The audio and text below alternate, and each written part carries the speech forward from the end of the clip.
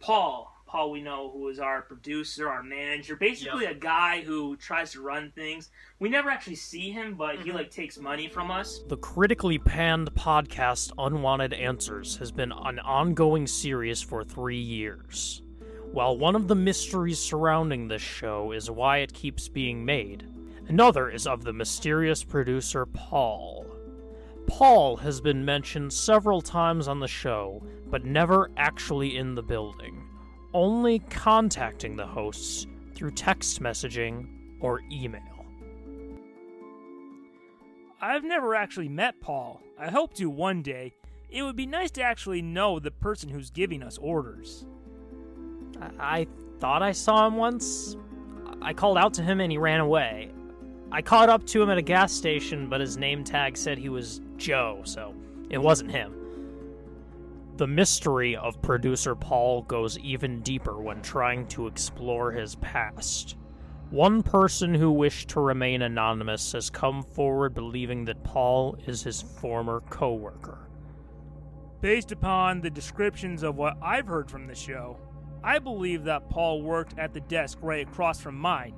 As you know, Unwanted Answers is a hard show to listen to, but I'm fairly certain it's him.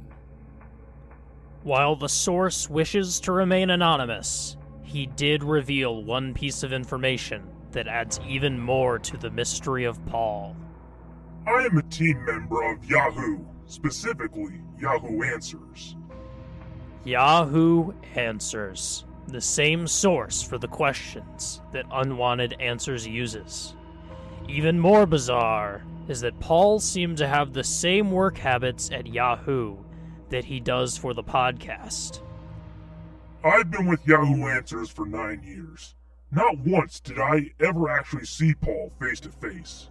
It always seemed like I had just missed him. I remember one day seeing that he wasn't there, but the cup of coffee on his desk was still hot. Paul's coworker tried to get answers about him, but he was met with rejection.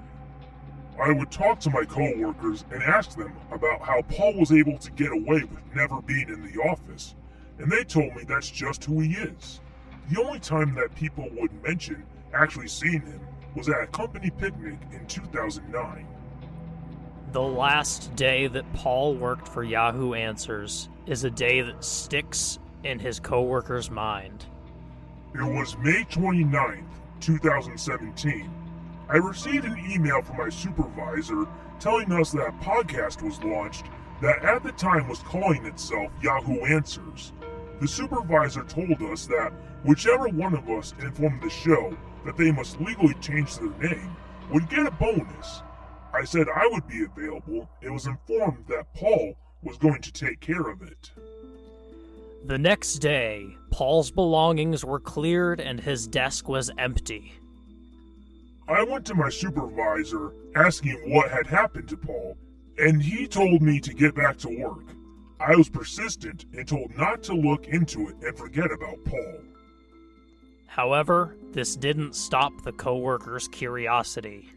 I stayed late one night, and when everyone had left, went through the HR folder on Paul. What the coworker didn't expect was for the mystery to grow even deeper.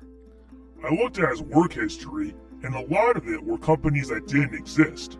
My personal favorite was a hardware store called Screw You. If he lied about that, what else could he have lied about? Despite hoping to learn about any of Paul's friends or family, there was only one emergency contact listed.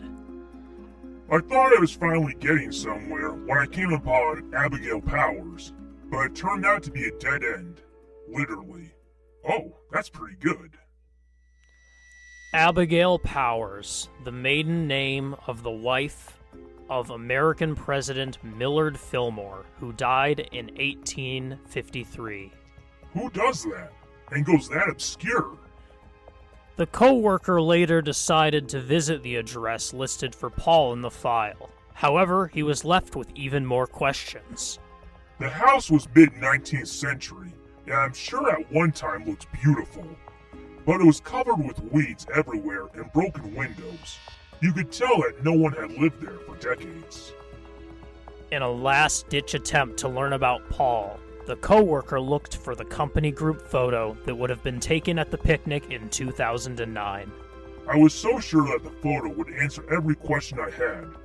However, upon inspection of the photograph, someone had clearly been removed from the photo. I asked my co-workers about it, and they said that the person removed was Paul. The quest to learn more about producer Paul has never answered any questions. People who claim to know Paul now say they never did. I've been told by many to just drop it. But I need to know the truth, and I won't stop. Oops, sorry about that. My popcorn maker is really loud. My neighbors complain about it all the time. Enough with your stupid popcorn! Shut up, Mr. Veldrick!